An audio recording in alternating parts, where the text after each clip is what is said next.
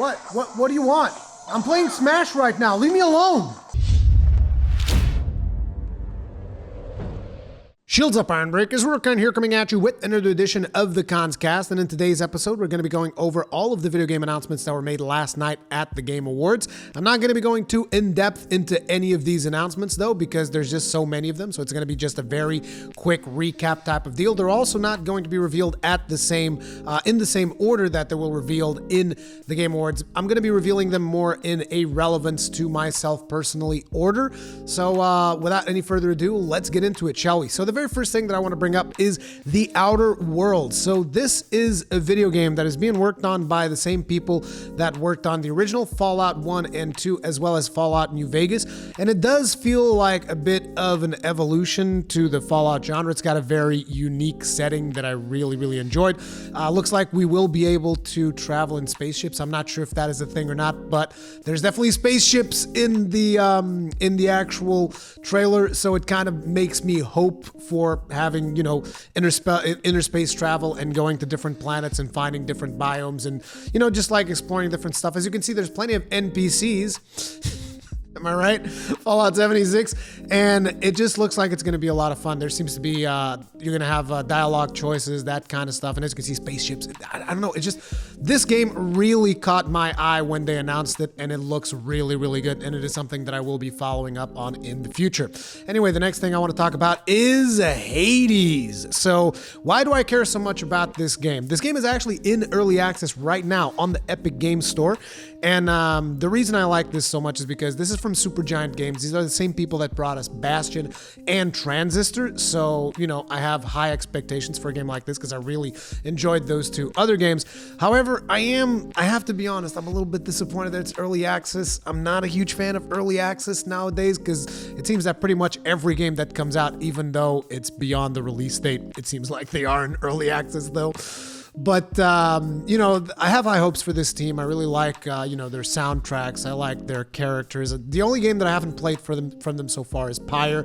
But then again, that seems like such a departure from the things that I like that I don't even know if that would be for me. But either way, Hades looks amazing, and I look forward to trying it out. Now, moving right along, because I'm already taking way too much time in these announcements, we're going to go to The Pathless.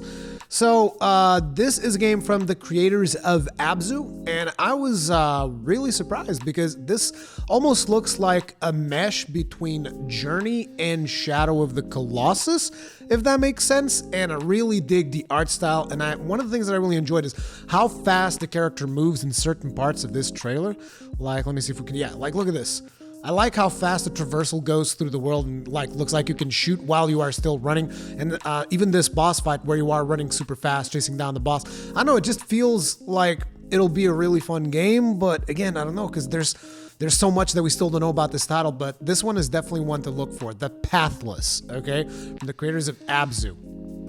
Moving right along, we've had the announcement of Marvel Ultimate Alliance 3. Now, when I started seeing all these characters pop up on screen last night during that live stream, because I live streamed this over on Twitch, I was like, oh, is this Guardians of the Galaxy? Because the first couple of characters show up as Guardians of the Galaxy. Then you start seeing more superhero characters and stuff, and I'm like, oh no, this looks just like friggin' Ultimate Alliance. And then at the end, you see the thing, Marvel Ultimate Alliance 3, which is really cool, but on top of it, it's a Switch exclusive. Now, that was something that really surprised me. Like, you figured a game like this would be something that you would want to have on all platforms. But then again, you know, the Switch is the perfect console for couch co-op because you get the two Joy-Cons, just whoop them out and you can play with your friends. And, you know, Ultimate Alliance was pretty much a pretty good game for couch co-op. I hope that they still enable you to play, you know, online co-op and whatnot, but it looks like a lot of fun. You know, the visuals don't look particularly impressive, which I can understand because, you know, ultimately it is a Switch game, but still, the visuals is not the most important thing. So long as the gameplay is fun, and it does look like it's going to be fun, I am in. I'm very interested to check out what this game becomes. Moving right along, we've had a teaser for Dragon Age 4, I guess, and I gotta be honest, I love Dragon Age. I never finished Dragon Age Inquisition. I love Dragon Age 1. Dragon Age 2 did not live up to what Dragon Age 1 was, for me at least. And Inquisition, I don't know, I kind of fell off to the wayside, but ultimately, it's just after Mass Effect Andromeda, I'm not sure what to expect out of a Dragon Age game. You know, that's my main concern. So hopefully they'll make it good, but ultimately, let's just say I'm not really holding my breath on this one. Moving right along, we got Far Cry New Dawn, which they're giving this the same treatment that they've done with, in my opinion, Far Cry Blood Dragon, I guess, which I never really played all that much. But in this one, it's basically a post-apocalyptic scenario because apparently at the end of Far Cry 5, there's nukes or something, and then this takes place after the nukes have dropped. So one of the things that really caught my attention in this particular trailer was the fact that this looked like Rage 2. For some reason, I was just like, well, this really looks like Rage 2. Not exactly sure what the deal is with that, but okay. Moving right along, we had an announcement for this game, which is Scavengers. Now, Scavengers is a weird one. I actually went onto their website to check out what this game was going to be about. They call it a co-opetitive, which means it's like it's got co-op and it's got competitive elements. I think that basically it's going to be something where you team up with a team of friends and you get put onto these matches, and essentially there will be other people with other teams and PvP will be enabled, but ultimately you will have to cooperate with each other in order to take down larger targets like bosses out in the world or something like that. So basically, it seems like your team alone is not going to be able to take down the bosses. You will need the help of other players, but then other players will be able to attack you after you kill the boss. So, you know, I don't know how this is going to work out, to be completely honest. I feel like this is a concept that a lot of people have tried doing and haven't really done amazingly well. So we'll see how this team does it, but it is something that definitely caught my attention. Moving right along, we got Mortal Kombat 11, which the biggest disappointment about this announcement was the fact that they decided to announce this at the sound of mumble rap for some strange reason. Like, what the actual fuck? Like, I'm sure I'm down for more Mortal Kombat, but why'd you have to do it at the sound of mumble rap? Like, seriously. Either way, this was mostly a cinematic trailer, so I'm not sure that any of this is actually going to be translated into gameplay. This is definitely cinematic CGI type of deal. But, you know, looks like fun. Mortal Kombat was fun. The last ones that I've played, I mean, I think the last one I played was Mortal Kombat 9 because I skipped X, but maybe I could get back into this one. We'll see. I don't know. We'll see how it pans out. Either way, next we had an announcement. Okay, so this one was actually one of the first announcements that they made of the night. This is Sayonara Wild Hearts. And one of the things that caught my attention about this game is just how weird it all is. It's got this very unique art style. It is going to be on the Nintendo Switch, and it looks like it's going to have motorcycles, and you'll drive motorcycles, and then it's got like sword fighting, and I don't know what else. And it's heavy stylized game, as you guys can see. So I'll be honest, I really don't know what to expect out of this game, but it does look interesting. So I'll be curious to checking it out and learning more about it as we move along. Then we got The Last Campfire. Now this looks like some kind of puzzle game. It doesn't really seem that much up my alley, but the characters do look really cute. One of the things that I really enjoyed about it though was the visuals. I think the visuals of this game look really sweet. You got a really neat art style to it, and I would be curious to checking it out, but again, this is not really my kind of game all that much. It seems like it's got certain Zelda-like elements to its puzzle solving, but I haven't really seen any combat. I don't know if the game itself has no combat whatsoever. But either way, it does look like a fun puzzle game if you're into that kind of stuff. But again, it is going to be for a very specific set of people, I feel like, because, you know, me, I like combat. I really like combat. Just call me shallow or whatever, but it does look really cool though. I'll admit that. I like the visuals, the art style, the animation, everything looked really cool. Then we had this announcement of Crash Team Racing, which I'll be honest, I never heard about this game. I don't have any nostalgia for Crash Bandicoot. I was probably playing just PC exclusive games at the time, that's why. But this feels to me like Mario Kart for PS4, so I guess that's cool. I guess if you guys are into some Mario Kart type fun on the PS4, you'll probably have a good time with this game. So yeah, there you go. Crash Team Racing. That's all I have to say about it, really. Coming up next, we have Among Trees. Now, this was just a teaser trailer, so there's not a whole lot we can really derive from that, but basically it's a survival sandbox. I like the art style, but not really sure that this is going to be something that I'm going to get into all that much, but it does look pretty cool, so if you're into this kind of survival sandbox games, it might be up your alley. Next, we have A Journey to the Savage Planet. Now, this is a game where you were sent out into a planet in order to figure out whether or not it could support human life. They describe it as a first-person upbeat adventure game where you will interact with colorful aliens, and I guess you'll do a lot of exploration. I mean, this was just a teaser trailer, so there's not really a lot to go by, but probably from this description you can already figure out whether or not this is something up your alley. We have Ancestors, the Humankind Odyssey, and this is a survival game, single player, where you will play like the evolution of apes or something like that. They say this goes back all the way to Lucy, the very first ape in Africa, and then I guess you kind of slowly evolve and you survive, and I don't know. I gotta be honest. I was looking at this game and I was like, dude, this does not seem appealing to me at all, but maybe it'll be something cool for some of you guys. I don't know. I didn't like it all that much, to be honest. Moving along, we have Pathless. Now this one, yeah. This is from the people that made Ark. I never cared too much for Ark, if I'm going to be completely honest. There's a lot of people saying, oh my god, it looks way better than Sea of Thieves, and I'm just like, dude, the animations on this game don't look good. The art style of this game, in my opinion, I'm not buying it. And knowing their pedigree from, you know, Ark Survival Evolved, it just... it's not for me, man. I'm instantly checking out of it. But hey, if you're into this kind of stuff, then maybe you'll enjoy it. If you enjoyed Ark, there's a great possibility that you'll enjoy this one as well. Moving right along, we got Psychonauts 2. Now this seems like some kind of adventure type game. Again, not my thing. I never really played the original one, so therefore I don't have any nostalgia for it. But hey, if you enjoyed the first one, you're probably going to enjoy this one as well. This one might be up your alley. Maybe it won't. I don't know. I actually had a lot of people in the chat while we were live streaming this, guys were saying, it doesn't look that good. So I don't know. Again, I don't have any nostalgia for it, but there you go. Psychonauts 2 is announced. Then we have Stranger Things Season 3, which looks like an isometric old school beat 'em up.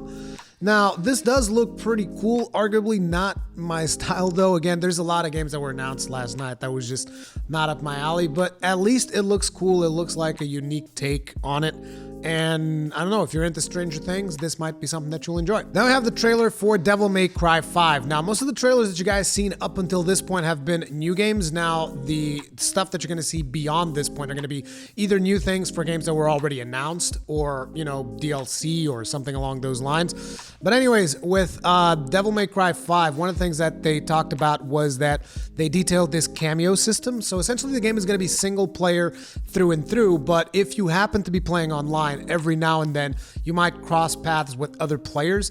There doesn't seem to be an intent on you actually doing proper co-op in the game, but sometimes, so they say, you will actually play alongside other players in certain sections of the game, because depending on the character that you are playing as, you're going to have like different paths that you will take, and sometimes those paths cross. So say for instance, if I'm playing as Dante and someone is playing as V, and Dante and V happen to cross paths and we're both playing at the same time, we might end up in the same game. Now, it's like, I'm not against this, but I would like there to be a proper way to do co-op if you're going to do any kind of multiplayer, but maybe that's just me. Maybe a lot of people don't care. And if you are playing offline, you will have like moments where you will see ghost data from the developers, whatever that means. So I'm assuming that just basically you'll get support from a developer AI type situation for the other characters. Anyway, the trailer looks pretty cool. It is just unfortunate about the monetization practices in Devil May Cry 5 that is really disappointing. But other than that, the game looks friggin' amazing. Coming up next, we have Ashen. Now, this was actually pretty cool because I was checking out the Epic Store while the show was going on. And I was talking to chat and I was saying, guys, what the hell is going on? I see that Ashen is like available for you to buy right now on the Epic Game Store. I thought this game didn't even have a release date, and then a couple of minutes later in the Game Awards, it's like, oh, by the way, Ashen is available now on the Epic Game Store. Which I gotta be honest, I mean, opening up the Epic Game Store and then putting games in there like Hades and Ashen is definitely the right way to go about it. Content creation, because these games actually look like they're pretty good and they don't look like trash, which is what Steam likes to launch on their store like every goddamn day. Just from the moment I started recording this video, 10 garbage games have launched on Steam easily. So anyway, Ashen looks like it'll be pretty fun. I actually do want to check it out. It's just I'm trying to see if I can get like a code or something. We'll see how that works out. Unfortunately, it's not available on PS4 or Switch. It's only Xbox and PC. So if you have an Xbox, this might be a good game to get on there. But again, I still don't know. Haven't really played it yet, but it is a game that I'm very interested in trying out. Next, we have a new trailer for Anthem, which shows us a couple of new story details. Shows us the main villain and stuff, and talks about the main artifact, the Anthem thing, and gives you a little bit more story bits here and there. Looks pretty good. I'm actually interested in checking out Anthem. I know that a lot of people are like, oh, but it's EA and all this other stuff, but I'm still curious. I can't help myself. I'm probably going to request for a review code on Game Changers and see if I can get access to it, and then I'll be able to report on it and tell you guys exactly how I feel about the game when it comes out. But I gotta tell you guys, I think it's actually looking pretty good. Maybe I'm wrong, maybe I'm not, but you know, I think it looks good. Moving along, we got a really out of left field announcement right here, which is the next DLC character in Super Smash Bros. Ultimate, or the very first DLC character for Super Smash Bros. Ultimate, is going to be Joker from Persona 5. And I'm just like, hells yeah, baby. That probably means we might get an amiibo for Joker from Persona 5, which would be friggin' awesome. I would totally just straight up buy that. And the other thing is that usually most games that show up on Smash have been on a Nintendo platform at one point or another. Could this mean that we're getting Persona 5 on Switch? Oh man, Persona 5 on Switch would be so good. So friggin' good. Anyway, then we have the announcement that Dauntless is coming to consoles, which is probably not going to surprise anyone. I was really hoping for a Switch announcement for Dauntless as well. Unfortunately, that is not going to be the case. They announced some new DLC, some new stuff, and that they're going to be releasing on Xbox One as well as PS4. I don't think we got dates. Also, they're going to be coming to the Epic Store because actually we do have dates. It's April 2019. It's also going to be coming to the Epic Games Store, which is a really good game to get them started with their free play stuff. I mean, naturally they have Fortnite on there, so there's that. But Dauntless is another quality game to have on the store, so I'm pretty happy about that too. Also, I just really wish that it was coming to Switch. Come on, Phoenix Labs. Come on, you guys can do it. You guys can totally do it. I know it. Then there was the announcement that the Stanley Parable Ultra Deluxe is going to be coming to console. So this is going to be the Stanley Parable with new things and whatnot. And this is also going to be implemented in the PC version later down the line. So there you go, that's the Stanley Parable Ultra Deluxe. Then we had an announcement for a new PUBG map, which I really couldn't care any less for. And finally, we had the announcement of, I guess, a new character for Dead by Daylight, which again is not really something that I'm that interested in. Anyway, if you guys were curious about the actual awards that were given out at the Game Awards, I'll be doing a video talking about that at a later date. Hopefully you guys enjoyed this video. If you did enjoy it, hit it up with a like. Remember, you can subscribe, hit up the notifications so that you actually receive notification whenever I upload a new video. Thank you very much for watching. Here's 2 video suggestions that you guys can go check out. And I'm going to go back to playing some more Super Smash Bros. Peace!